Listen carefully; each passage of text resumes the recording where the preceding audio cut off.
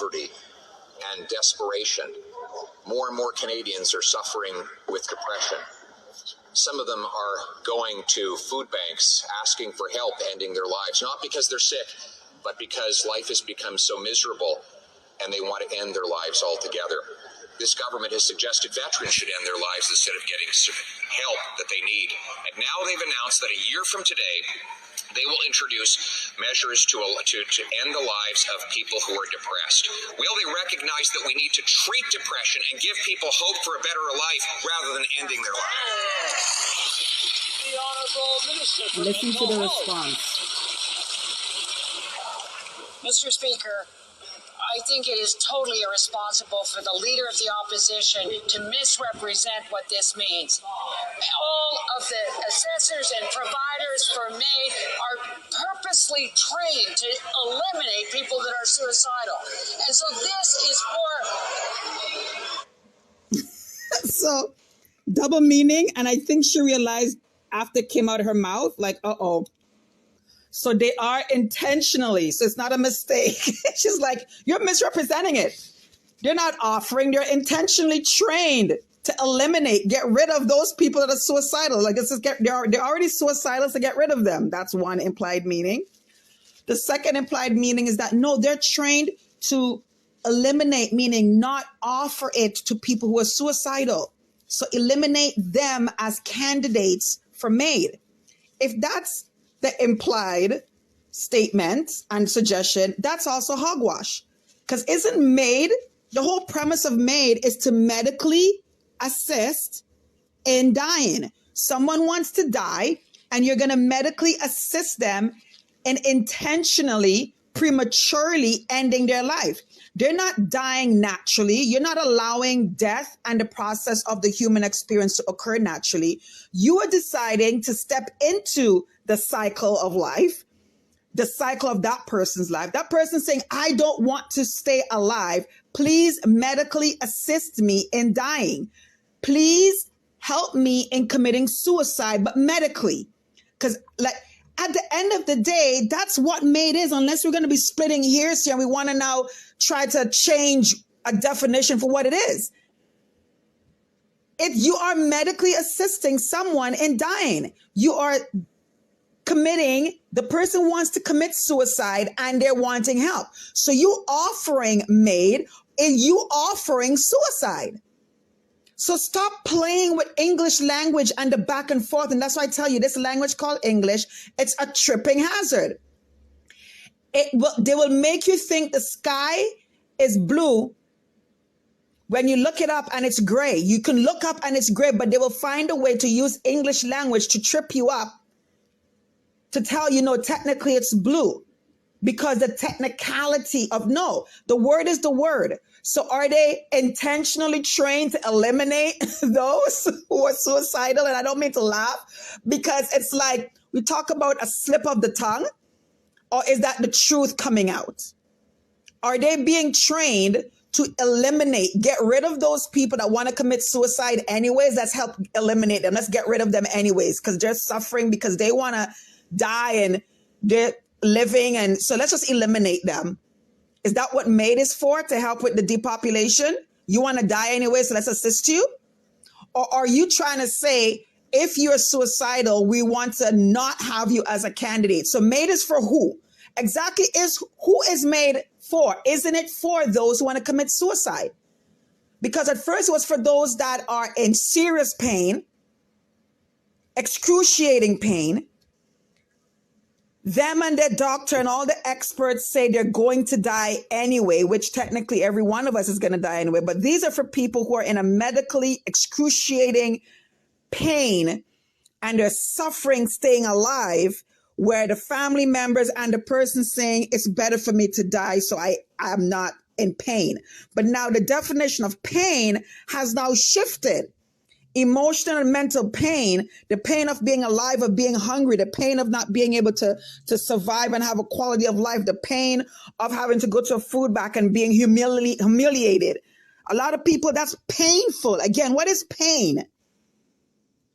If we want to split hairs again, what really is pain? Is it the physical pain of when you're going to get breast cancer surgery and they're cutting you open to do a biopsy and you're healing after the surgery of the lumpectomy or the lymph nodes taking out, the physical pain? Is that the pain that we're talking about? Or is it the excruciating mental pain of, oh my God, I am embarrassed to stay alive? Which pain are we talking about? This is what I'm talking about, the art of the English language. So what now is pain? And now we come back to, well, my pain is my pain. You can't tell me what pain is. We come back to this playing of words. My truth is my truth. Your truth is not my truth. So again, well, what's painful to you might not be painful to somebody else. So now we start playing around with this nonsense of not being objective. And now it's subjective what pain means. Listen, we have already gone down a slippery slope. I would even say that we're on a slippery slope. We're already descending. We're down in the cul-de-sac. We're down there. We need to pull ourselves up and scrape ourselves up with our nails, our hands. We need to do whatever it is to ascend and bring ourselves out of this pit of liberalism that the NDP and Green Party are all on the same bandwagon, supporting this whole world economic, world health, world everything, this whole global one world of men and women who are not elected by the people. They appoint themselves as the czars and the pharaohs, and we the people are allowing our leaders to go and sit under their feet and eat from these unelected people's tables, and then they tell our leaders the mandates that they want.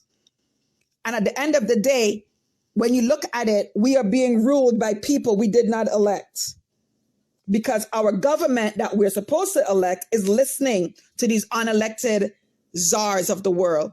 Why? Because you guys are impressed by them. Why? Because nobody around the world has demanded Bill Gates and Dr. Fauci be held accountable. Nobody wants to go back to 2020 and say this is the point of contact when truly all hell broke loose in the world by these unelected people that we are holding as czars. Justin Trudeau worshiping Dr. Tam's feet. Doug Ford is worshiping Mr. Moore. Then you have John Tory is worshiping Eileen. Oh my God. I always, what's her last name? All I could think is 101 Dalmatians, the evil lady for the 101 Dalmatians, DeVille, Corella DeVille. That's all I could remember. When I hear her name and see her face, all I see is Corella DeVille.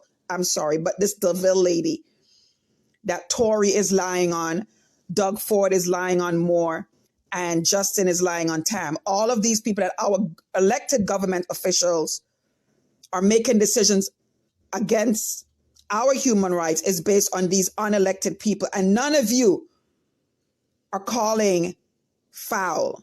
So yes, this is why you'll have ministers of mental health make these statements. Because truly, at the end of the day, they always say experts. Well, we didn't elect the experts. The experts need to go sit at the back of the table, go back to the back of the bus, go back to the back of the seat, go back to the back of the class, and let us make decisions for our life. And until you can make sense and stop making it look like your letters behind your name qualifies you to dominate my life because, oh, you're so intellectual, you can't explain it to quote unquote dumb old middle class people. No, if you're so intellectual, you should be able to break down anything to make sense to the quote unquote commoners, because you are demanding life-changing actions to be done to the life of commoners. So you better well make it make sense. And if it doesn't make sense, don't hate us. Hate your inability to make it make sense. And when you try to make it make sense, and we have those in your realm that tell you what you're saying is hogwash, you guys figure it out and then come to a consensus and then talk to us. and let us now make a decision. But when we see you are attacking your own, and your own is saying that what you're saying doesn't make sense, yeah, we have a problem with that. Yet still you want to dismiss your own and then dismiss us and have people like Justin Trudeau and Doug Ford out here calling people name and talking about should we tolerate them, and then going forward to mandating things against our human rights. Yes, enough is enough.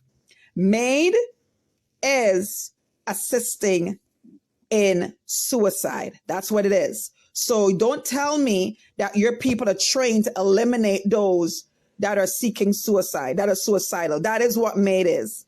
So pick which side of the definition you were implying and realize that either side of that definition didn't make sense. Didn't make sense. And that's how you can tell liberals when they speak from both sides of the mouth and each side still don't make sense. This is Lady O. Stay in action, faith, and possibility. Walk in and protect your light. Your purpose will find you. Say what you mean and live like you mean what you say. Have a wonderful rest of your day.